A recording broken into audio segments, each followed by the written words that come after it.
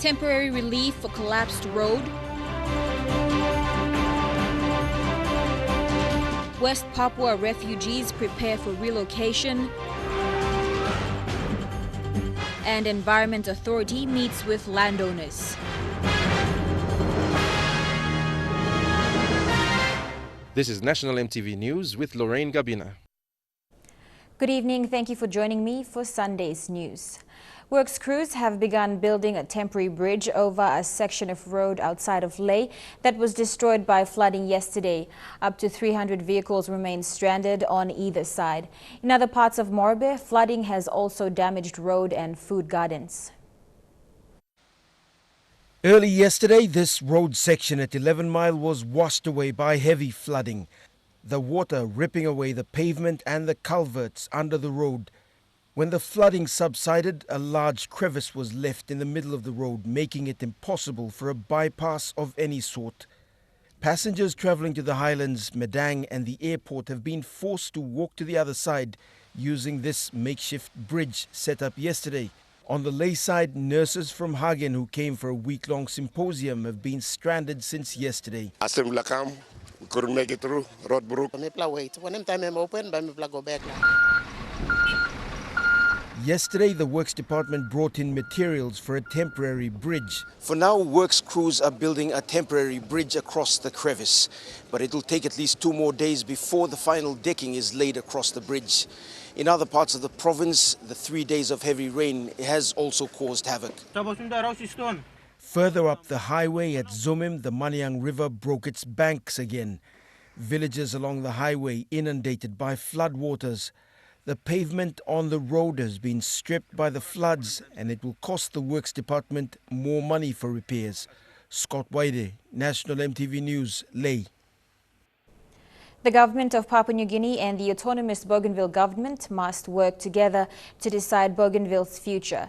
This is from the president of the autonomous Bougainville government, Chief John Momis. While welcoming the Parliamentary Bipartisan Committee on Referendum, Chief Momis says both governments must concentrate on how to best engage in a transparent and principled manner, mutually acceptable for the people's benefit. The Parliamentary Bipartisan Committee on Referendum is in the autonomous region of Bougainville, headed by Southern Highlands Governor William Bowie and others including Medang Governor Jim Cuss and Nuku MP Joe Sungi.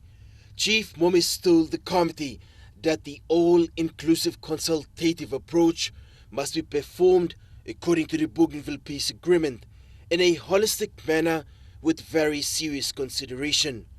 Momis said that imposing ideas without respect to the people of Bougainville will contradict the ultimate growth and development. The grievances expressed by President Momis comes at a time when ABG is hit with financial resources, disagreements over the grants and BCL shares. Many Bougainville leaders expressed such tactics by the national government already draws many questions on the 2019 referendum. However, Chief Momis says there must be trust in both governments to ensure the Bougainville Peace Agreement is fully implemented without any delay. Fabian Hakelitz, National EMTV News. Under a legally bound agreement between the West Papuan Resettlement Committee and the government of Papua New Guinea, the West Papuans in Port Moresby have been allocated a piece of land along the 9-mile Garahu Road. However, time is not a luxury they have. Faced with continuous eviction threats on the refugee population, it has become desperate. The West Papuan Rainbow Refugee Camp is working closely with the West Papuan Resettlement Committee of Port Moresby to speed up relocation. However, their most urgent hurdle is that they are still considered refugees. For them to legally acquire land, they have to be citizens. But we have contributed so much to this country also in terms of paying taxes to the government, contributing in whatever way we can. Through the Immigrations Department, Waromi said they should be awarded citizenship by the end of this month. The committees today hosted their second fundraiser in 2 months to cover the cost of producing documents required to acquire citizenship as well as land titles. The land allocated to them by NCD Governor Pauas Pakop as per an NEC decision is 10 hectares in area. In the meantime, the committee says it is waiting on the Lands Department to confirm land subdivisions before they can proceed. Melissi Gaviro, National EMTV News. Substantive issues concerning benefits for water resource owners of Lahir Island in New Island Province have been taken into account by the Conservation and Environment Protection Authority. A technical team, upon the direction from the minister responsible, met with the resource owners and identified ways to manage or share the benefits.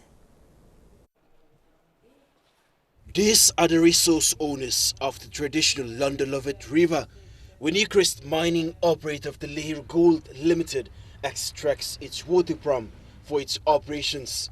In the meeting, it was pointed out since 1997, when the mine first began operating, benefits haven't been properly shared. Water and gold are two different resources under existing benefit sharing arrangements, such as the Integrated Benefits Package.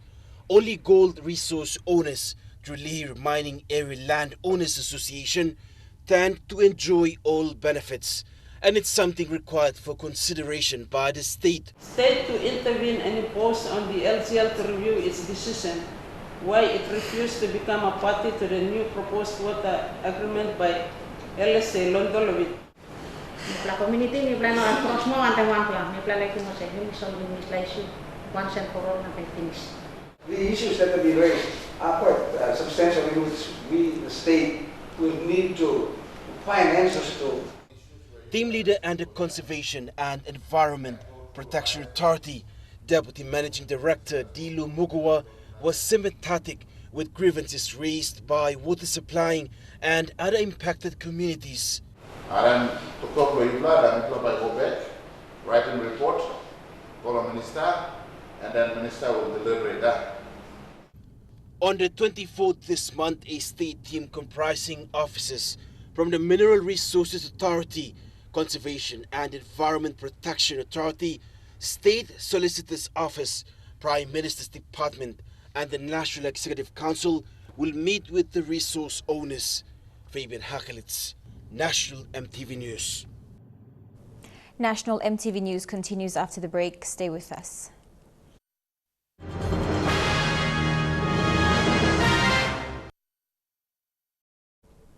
Welcome back to the news. The Miss Pacific Islands pageant PNG Week has begun. Today, a church service celebrated by Anglican Bishop Denny Bray Guka at the St. John's Parish in Port Moresby. Bishop Denny's message emphasized on prayer and its importance in life. The contestants will also visit the Blood Bank, Book Bilong Pikinini Museum and Art Gallery, including the Port Moresby General Hospital Maternity Ward. Crowning night is October 22nd at the Crown Plaza Hotel in Port Moresby. The last day of the 55th Moribus show was more rowdy than yesterday. Missiles were thrown from crowds outside the grounds. PNGDF personnel were manning the entry gates, maintaining order where they were also confiscated weapons or sharp objects like knives and screwdrivers. There were more people today than yesterday because of the fine weather. Today was sunshine in Leh City and perfect for showgoers who came in numbers. With more numbers meant a lot of people, and crowd control became an instant issue outside the fence. While an MTV crew was filming an interview, missiles were thrown into the fence. Showgoer Joshua Kappas was agitated. Attitude problem, Papua New Guinea and big, I'm just like I knew me not change yet. And by Mr. 3 entrances clogged up with men, women and children. Security tightened up with PNG defense soldiers present. The soldiers are training for the upcoming APAC event. We're preparing ourselves with this capability, search capability, for the upcoming major events. Major events in terms of APAC. Contrabands were confiscated from people at the gate, especially knives and screwdrivers. But the show remains popular to genuine showgoers who travel from the highlands to attend. The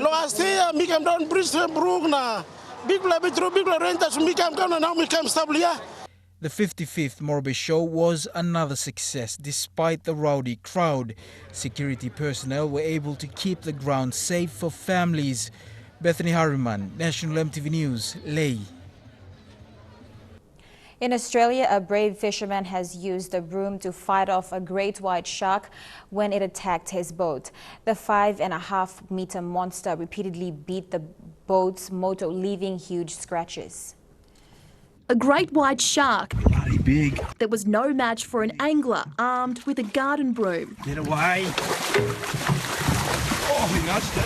3 fishermen off the coast of Port Fairy filmed the aggressive shark circling the boat for more than 20 minutes. That makes you feel a little bit scared, doesn't it? It repeatedly tried to take chunks out of the engine, Oh, no, don't bite it. Oh. thrashing up against the side of the 7.5-metre charter boat. Angler Dan Hoey jabbed the monster shark in the head to push it away. It was hanging around, it already bit the motor, and I wanted to push it away with something. I didn't want to hurt it. And I'm like, well, what am I going to use? My brother on board, Phil, he's passed with the broom. I'm like, that'll do, perfect. But it wouldn't leave. Oh, look at him. Get out of it. Stalking the boat until the crew packed up and left. One catch they were happy to let get away and still have a tale to tell. I wouldn't have liked to be in a smaller boat, that's for sure. Locals in Manus staged a 2-day show recently to remind the next generation of the divine culture and heritage of Manus. The show saw different dancers from around the mainland and islands performing different dances and showcasing artifacts and traditional lifestyle. Many say with modernization taking its place in the society, traditions must be embraced for the new generation. The Manus mini show was held recently in the provincial capital, Lorengau. The 2-day show saw dancers from the province putting on an eye-opener for the locals and visitors. Famous for its dancing beats, the show was to remind the next generation of Manus of the culture and ways of living by the ancestors. Manus is the people wrong and lokamna. Same culture. Orasana. Me play kamla same culture. Crafts and arts were also on show. Many believe Manus' way of living is unique and must be passed to its next generation. The 2-day show also attracted tourists.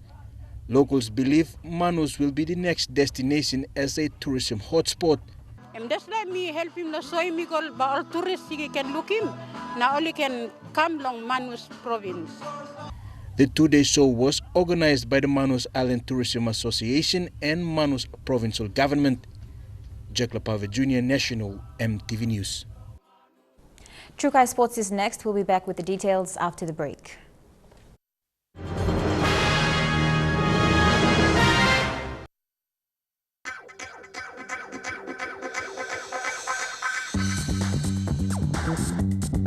Trukai Sports.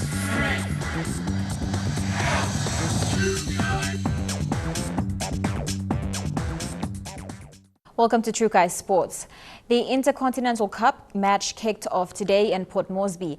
The PNG Hebo Barramundis were the first to take the bat of this 4-day match. Batting first for 96 overs, the Barramundis lost 3 top-order batsmen after 28 overs.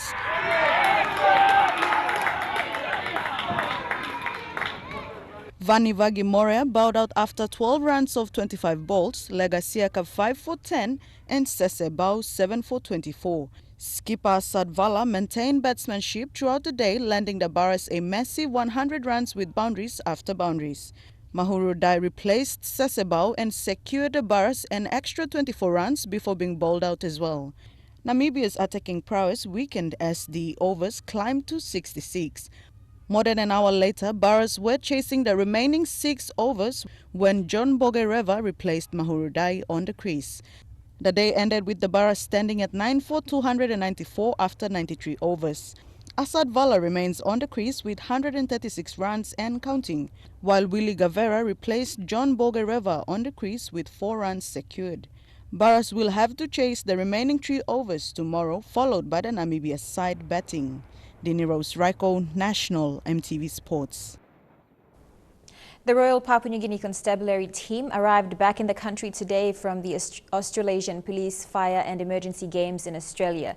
Chef de Mission Chief Superintendent Dominic Kakas said despite the short preparation period, PNG won gold, silver and bronze in a number of categories. The PNG RPNGC team arrived back in the country today with the spoils. Despite the short preparation period, Chef de Mission Chief Superintendent Dominic Kakas said the team performed well, grabbing gold, silver and bronze in a number of categories. Out of the 7 codes PNG participated in, PNG collected gold in rugby sevens, basketball, darts and athletics. Good ambassadors, they represent the country well, both on the field, off the field. And we all returned from a successful games. The 9th rugby team fell short in the gold contest. However, silver and bronze were won also in different categories of darts, basketball, 200 meters men's sprint, shot put and javelin. Rachel Pinda won gold in the 200 women's sprints. The game was really competitive, very nice, enjoyable. Though it was cold, windy, everybody enjoyed themselves and we got a lot of medals. And yeah, thank you to the sponsors. Over 50 PNG policemen and women took part in the 8 days competition on Australia's Sunshine Coast. The next games will be in 2018. Initially it used to be between less than 10. We will start making preparations also for that, for the FET. That will be the 17th games. With the overwhelming result, the Chef de Mission says more effort will be placed for the next games with the inclusion of other sporting codes. Jaglapava Jr. National MTV Sports. And that ends True Kai Sports. The weather details when we come back. True Kai Sports.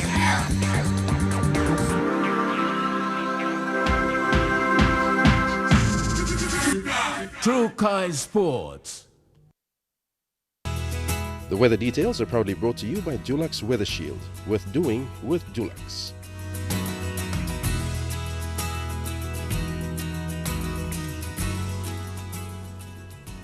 Taking a look at tonight and tomorrow's weather forecast. In the southern region, mostly fine in Port Moresby and Popondetta. Chance of light showers developing later in Kerema and fine in Daru and Alotau.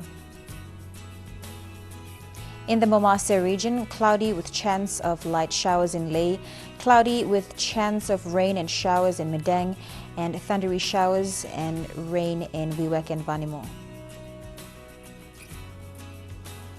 In the New Guinea Islands, cloudy with chances of passing rain and showers in Lorengau, thundery rain showers in Kimbe and mostly fine in Kokopo and Rabaul, cloudy periods for Kavieng and fine in Buka. In the Highlands region, all centers are expecting thundery rain showers.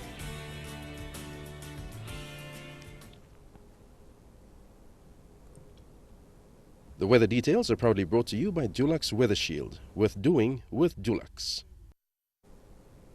And that's how we end National MTV News this Sunday, the 16th of October 2016. From the entire news team, have a pleasant working week. Good night.